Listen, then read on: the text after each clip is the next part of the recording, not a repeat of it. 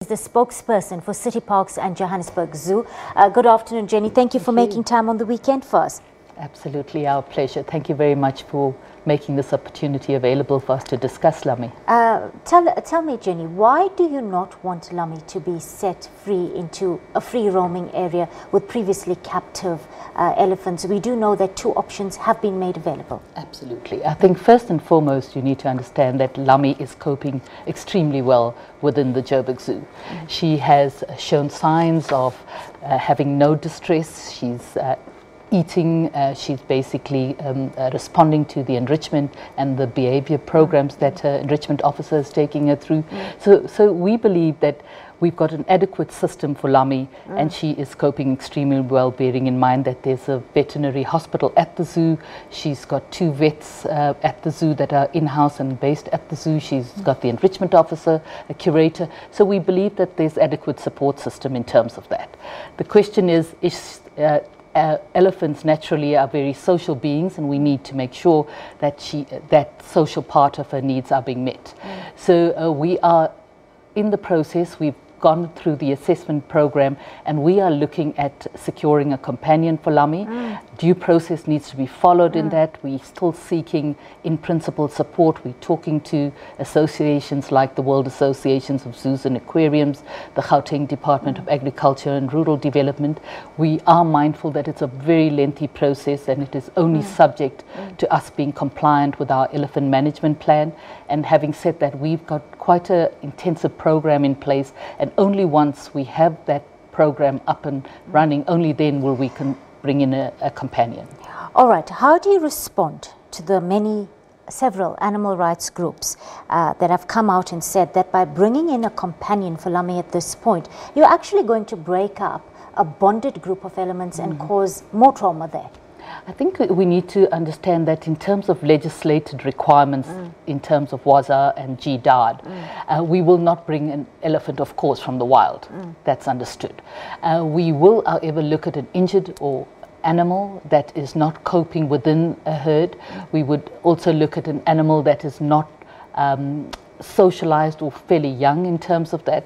We are mindful that Lummi is no longer looking for a mating companion, a mating partner. She's looking for a companion. So we would have to look at all those dynamics, and only once we are compliant with those requirements as legislated, only then will we consider a companion or more than one companion. Do you think at this juncture it helps our image as a conservational authority, South Africa as a conservational authority, for people to come in there and look and experience a lonely, depressed elephant? How far does that go toward the educational and conservational value that zoos are supposed to stand for and perpetuate? Absolutely. I think first and foremost, Lummi is not depressed. All the studies, all the assessments, and it's been quite an intensive monitoring process. How long was that assessment process? This is a 4-month process and it is ongoing. So this is the first phase of the reporting. And we are finding that she's coping considerably well. So that's important. But having said that, we need to look at the Joburg context. Now, Joburg, in terms of our history, we know that many children will not have the luxury or the opportunity that you and I might have to visit an elephant, even go to the Lion Park, which is fairly close by. We need to make sure that these children have a face-to-face experience.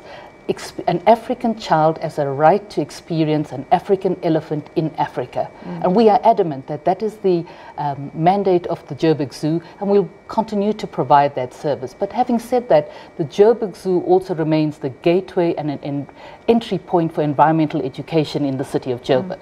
We need to understand that over 500,000 people come through those gates per annum, and we would like to think that we are that entry point that can start building this green conscientiousness that our city so desperately needs from an environmental perspective. So we believe that the mandates are there. In terms of our mandate and in terms of the lobbyists, we are not mutually exclusive. We believe that there is a role that we can come together. Our main priority remains Lummi, and we will continue to focus on Lummi's well-being. Tell me, how are you going to handle from a management and an image perspective now, the lobbyists, the protests, the petition that's going out at this juncture? I must say those petitions have been very effective. It is, and you know, there's natural sympathies that gravitate towards lobbyists. It's not unique in the South African context. Zoos throughout the world are being faced with the same backlash. But we need to understand that zoos are needed now more than ever, with the onset of growing urbanization, deforestation, and even poaching.